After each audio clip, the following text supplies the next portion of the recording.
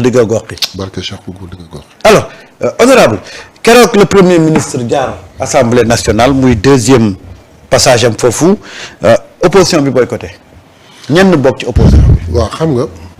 sentir ngeen seen boycott. non. pourquoi. à la limite ça s'est très bien passé. comment. et le peuple dégguma benn yoon le peuple se plaint ci question bu mu doon xaar te posé wuñ ko premier ministre. donc on lui a posé toutes les questions possibles. et il a très bien répondu c'est bien passé donc seen boycott jaarul mais ñoom seen boycott dañ ko expliquer dañ ko teg ci 2 faits. oui. benn bi c'est une prétexte politique la réponse politique laa koy jox benn bi sos la dama koy teggi. alors ban mooy prétexte politique. prétexte politique bi mooy le président de l'Assemblée nationale day piétiner le règlement intérieur. mais xanaa tey la règlement intérieur am. déedéet da ngeen ko xanaa fekk 15e législature le règlement intérieur am bi ñuy installé le président 14e législature. fan la règlement intérieur nekkoon. mu ngi woon assemblée. bi ay gendarme di dugg di génnee l'opposition pour ñu installer le président fan la règlement intérieur nekkoon bu opposition masaan taxaw ñu war a jël wàllam ñu privé que de ses droits où était le règlement intérieur quand il parlait ñu koy yuuxu ak di ko saaga day bay xeex ak moom ci biir assemblée nationale où était le règlement intérieur. ah mais tey parce qu'il y a une 15e législature avec un président très conscient jub te xam li mu bëgg il faut appliquer le règlement intérieur il est en train de le faire. parmi ñi doon wax Abdou Mbow combien de fois la taxaw ba ci bii passé avant dernier bi il fait appel au kii mu def amendement on dit Abdou ñëwal mu ñëw taxaw de son droit. lire amendement am ni mu ko bëggee ni daf koy teg ci wolof ñu ne ko pourquoi va à ta place loolu mooy ba fi règlement intérieur kii Sall Thierno Alassane Sall il fait appel au règlement il cite un article waaxu jëm ci pupitre bi président consulté son secrétaire général qui lui fait comprendre que règlement kii article bi mu cité ñu ne donne pas le droit à la parole mu ne ko li nga wax jotagul c'est pas le moment retourne à ta place. c'est ça piétiner le règlement intérieur dañuy wax lu leen neex. deuxièmement ñu ni président assemblée nationale day lëmbe day def lu ko neex. ah bu boobaa nag tontu boobu duma leen tontoo sama wax duma leen tontoo wax président assemblée nationale duma leen waxu tontoo seen wax ñoom opposition laa leen di tontoo. lu ñu waxoon par le biais de Tafsir Thioye. un non inscrit qui dans une telle de la place a dit je remercie le président de l'Assemblée nationale et je le félicite. il fait une gestion inclusive. Ouais. Ça, il a dit. Il m'a reçu pendant 2 heures de temps ñu wax sans tabou sur tout. Même la réforme du règlement intérieur ils ont oublié que nous sommes en train de faire un règlement intérieur boobu lañ téye ñoom pendant des années di ci dox talawul. ñun nag en moins de 4 mois ñu ngi réformer règlement intérieur. sax sur sooy nee na man dugal na ma sax ci commission bi def règlement intérieur donc c'est Tafsir Thioye qui parle. tout à fait. te il l'a réitéré waxaat na ko propos yooyu léegi nag. il piétine le règlement intérieur. Qu'est-ce que le règlement intérieur dit sur les absences dans les commissions et consorts? S'il avait mis la rigueur kon actuellement ñoom boo sàgganee sax am na lu dalu seen kaw. donc day tardé mais nag nan def une analyse politique de leur fuite. je parle pas de boycott de leur fuite. de leur fuite. Oui. Pourquoi nga woowee ko fuite ñoom dañoo boycotté moom laa expliqué. suñu xoolee dans le cadre purement politique. suñu ñëwee assemblée toog premier ministre toog ils représentent l'opposition. Ils sont censés poser les questions les plus tendues au premier ministre. Normalement mais ils savent que suñ ko deful peuple bi ñu leen taxawu leen seen taxawaay. mais xam nañ ni buñ ko defee le gars est tellement outillé et maîtrise la chose que de par sa réponse day am aura. añaane ko looloo tax ñëwuñu. añaane ko xam ni loo ko wax dina la tontu am na lu wér te bis bu tontoo succès la ciy am. nous avons posé toutes les questions le premier ministre tontu na ci ni mu ci war a tontu tout le monde est satisfait le peuple est satisfait. mais ñoom bu ñu posé woon question yi lay ëpp punch ñu daw mais nag dafa am lu ma jaaxal. muy. yow bu situation amee plénière askan mi yabal la parce que defoo un examen pour aller à l'Assemblée nationale. da nga ñëw taxaw ni askan bi lii askan bi ni waaw jël la ni la yóbbu Assemblée nationale tey premier ministre dem di wax pour ñu laaj ko luy soxla askan bi lu mu ci xalaat mu wax leen xalaatam nga ni dem moom. qui a trahi le peuple mais bi affaire bi passé ma gis ñuy commenter là-dessus je me suis posé la question lu xew man bis bu ma toogoon tey en tant que député ba une chose tax benn séance ma boycotté ko. moment bi séance bi am damay nelaw maa ma nekk sur autre chose te ku ma ci laajoon naa ni je l'ai boycotté xaw ma sax lu fa xew ça m'intéresse pas.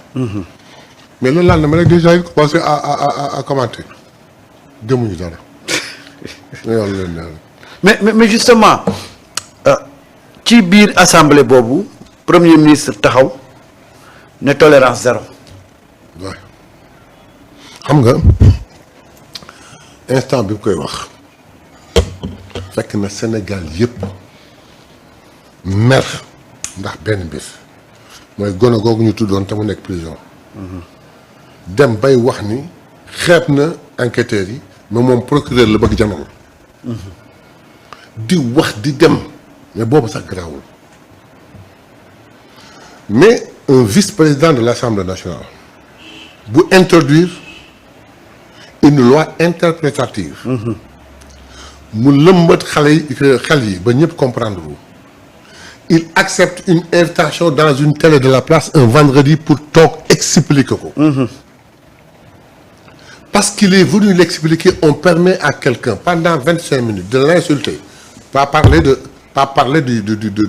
projet de loi. de l'insulter son chef de parti de l'insulter et de parler comme il veut pendant un certain temps sans que kenn arrêté ko. dëkk bi jax ñëpp yi wax on a lu les réseaux sociaux mais le premier ministre buy wax loolu daf ko mujjee. dafa ni ku ñu jàpp même ñii ñu jàpp ci xaalis bu lëj sax xaalis bu luxumboot sax nee na maa leen jàppaloo le ministre de la justice est là yi am sax maa ngi leen a koy déggandoo maa ngi lire ko dans les journaux ça confirme ce que le président de la République a dit lors de son interview. fii salle de conseil la fee la ñuy toog maag sama waay l'expression est très importante à l'heure de pause fee la ñuy toog maag sama waay.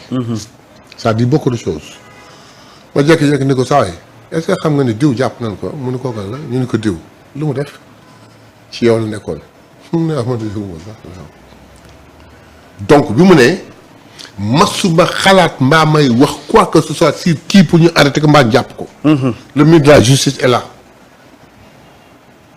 mais nag man lu ma dugg ñu xam ne dugg naa ci jeex na tey tolérance zéro.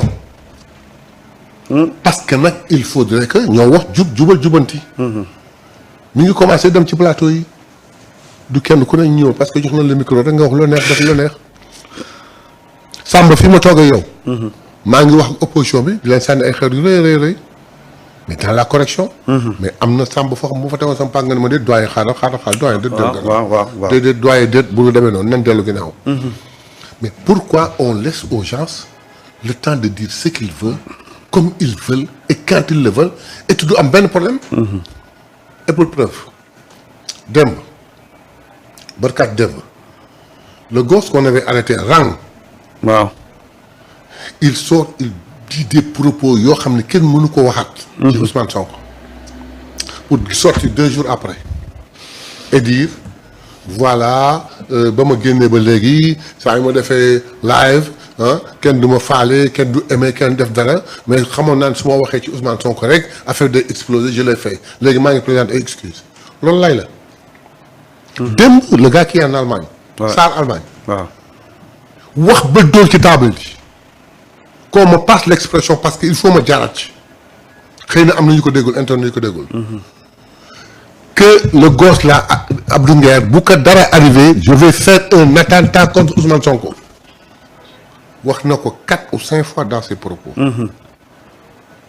parce que xam na ni si wax na lu ëpp et que xam na ni foofu bu nekk sax il risque d'être arrêté il sort tey aujourd'hui avec une vidéo. waaw di demander pardon. et di demander pardon di wax na ku ne xam ni man républicain la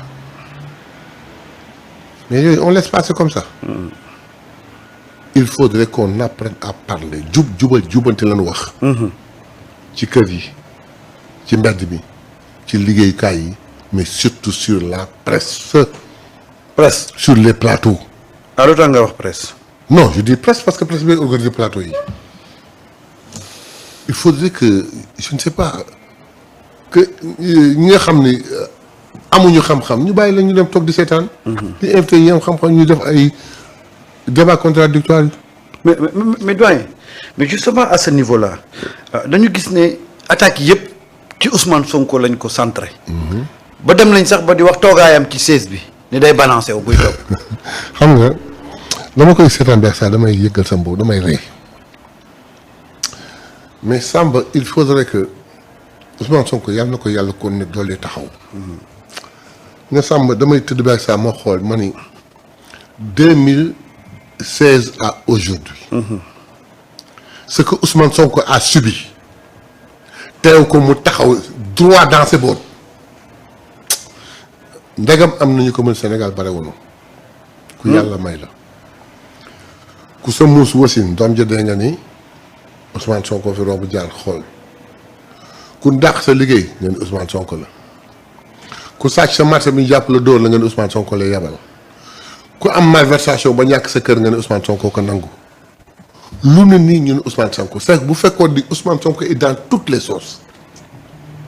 alors que ndeysaan il est à la primature en train de ménager le gouvernement et tout faire pour que Sénégal jëm kanam. il n'est même pas au courant de ces choses là. gis nga ñun ñi xam Ousmane Sonko suñuy dégg yu mel nii. waaw billaay daf ñuy def problème. dañ naan rek damay yëngal sama bopp rek nit ñi vraiment kii di wax lii xam ko parce que bu ko xamoon du wax Ousmane du daw ci détail. Ousmane Sonko du daw ci détail du toog fu ko détail de tàndeel ak lum la rus bu toogee nga dugg si ay détails mu jóg demee noonu du wax lu dul dëgg du def lu dul dëgg. léegi nag tolérance zéro il faudrait qu'on l'applique dans toute sa rigueur mais nag am na effet ah. am na effet. ah oui. luy effet bi. am na benn kër bu ñuy woowee xaw ma kër lan yooyu. temps yi jënd nañu glace de. ah bon. ah oui. ban kër la noonu. kër dof yi. fan mooy kër dof yi doyen. am na télévision bu ñuy wane kër dof yi de. boo xam ni bu nu masaan toog chaque 6 heures seen émission boobu mais da daan tàng jër mais temps yi moom dafa mel ni ñoom ñëpp dañu jënd glace. doyen foofu fan la. fa fan la seen TV. seen émission bi ñu def 18 heures dama tuddee sax ñu tuddee ko kër dof yi mais ils étaient virulents ils étaient kii wax lu leen na def mais temps yii je ne les suis pas totalement mais ay extrémistes jot da ngay xam ne jënd nañu glace. ah non non non fii ñun mosuñu fi wax luy déranger ñun du fi wax loo xam ne day yëngal réew. après je me suis dit tiens waxu premier ministre am na effet. alhamdulilah buñ ci jàpp kenn nag buñ ci tëj kenn c'est mon souhait.